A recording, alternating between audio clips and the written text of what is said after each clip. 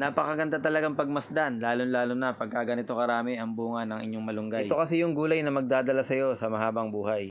Ito nga yung nabili ko kanina sa palengke, yung 2 pirasong bandang puwitan ng manok o yung kasama yung mga thigh parts at saka mga hita. Kuminsan kasi ayoko ng mga bandang pitcho o yung mga may pakpak. At ito nga yung napagtripan kong bilhin dahil nga sa tingin ko mas masarap to sa aking lulutuin ngayon. Mabuti pa nga yung mga presyo ng manok, hindi masyadong nagtataasan, pero yung kilo ng baboy ngayon, naku po naman, talaga namang mapapataas ang kilay mo pag narinig mo yung presyo pag tinanong mo sa mga tindero, sa mga tindera. So after kong hugasan, tinabi ko lang muna yung mga manok at saka ito naman yung aking gagawin. Magbabalat lang muna tayo dito ng ating mga gagamitin. Hihiwain natin yung ating sibuyas. At kung mapapansin nyo nga, palaging puti na sibuyas yung aking ginagamit. Kasi ba naman, 50 pesos lang ang 1 kilo niyan. Kumpara mo naman sa sibuyas na pula, medyo mahal yon. Siguro ngayon 60 to 70 yung kilo. Mga ilang butil na bawang lang din yung aking ginamit at saka itong ang luya na sinlaki lang din ang aking hinlalaki. So yan, tataga-tagay na nga natin yung ating manok at kung anong size ang gusto nyo, kayo na rin ang bahala. Kung marami naman kayong miyembro sa inyong pamilya, dagdagan nyo yung pagkakataga nyo. Bali, maliliit na piraso ang gawin nyo, wag yung ganyang kalalaki. Basta nga habang nagtitipid tayo, kailangan madiskarte din tayo, di ba? Para makakain yung ating buong pamilya. Kami nga nung araw talagang 2 sardinas tapos isang buong pamilya kami, ang dami namin, kaya yun. Ang mahalaga ay mabubusog tayo sa ating kakainin. So, ganun lang talaga, tipid-tipid lang. So, yun, binuhusan ko nga ng isang katerbang patis itong ating mga manok. So, yun, at ito nga ay minarinate ko lang sa patis at saka paminta. Tapos nga ay siguro mga kalahating oras nating ibababad to. Tapos pwede na nating pirituin sa ating mainit na mantika. So ganun lang at sundan nyo nga lang itong ating ginagawa dito. At habang ako yung ipiprito, nagbalat na rin pala ako ng 2 pirasong sayote. Hiniwa-hiwa ko na rin yun ayon sa aking kagustuhan laki. Ito namang manok talagang pinirito ko ng talagang well done siya at yung wala siyang dugo sa loob. Talaga namang pinapula ko siya dito sa ating mantika.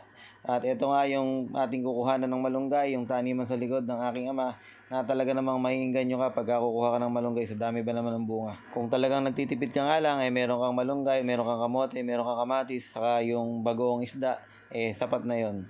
So yun, magigisa na nga tayo after kumanguha ng ating malunggay. Nilagyan ko nga lang ng konting mantika yung ating pinainit na kawali at ito nga inilagay na nga natin itong ating luya na hiniwa kanina. Mga ilang segundo nga paghalo-halo nito ay ilalagay na nga natin dito agad itong ating mga sibuyas na hiniwa, yung 2 pirasong sibuyas na puti. At habang naglalagablab nga yung ating kawali, share mo na agad itong video na to para naman mamaya maraming makapanood at maraming masarapan. So ayan, at nilagay ko na nga rin yung ating mga bawang na hiniwa-hiwa ng maliliit na piraso. At konting halo-halo nga lang yan, ilalagay na nga natin agad itong ating mga sayoting ginayat kanina. Bali 2 pirasong sayote nga yan, at kung may bunga naman yung inyong papaya sa likod bahay, yun na nga lang. Kaysa naman bumili pa kayo ng sayote, mapapagastos ka pa. At pagkatapos nga natin magisa-gisa ng bahagya, ilalagay na nga natin ito agad ng sabaw. Mga 1 litro at kalahating tubig ang aking nilagay dyan. Kaya nga, yan, nakikita nyo, nakalubog na yung ating mga sayote. Hindi din naman kasi ganong kalakihan yung ating kawali, kaya nga halos punong-puno na ito nung nilagyan ko ng 1 kalahating litro ng tubig.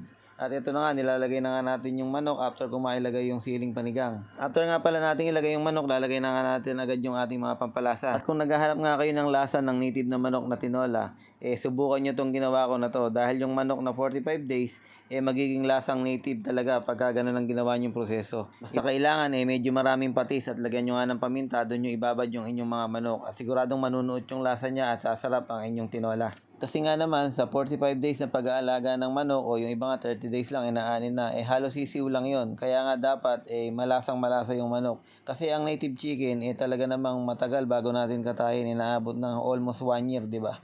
So yun, nung natikma ko nga, okay na. Kaya nga, para sa akin, pwede na itong hanguin. Salamat!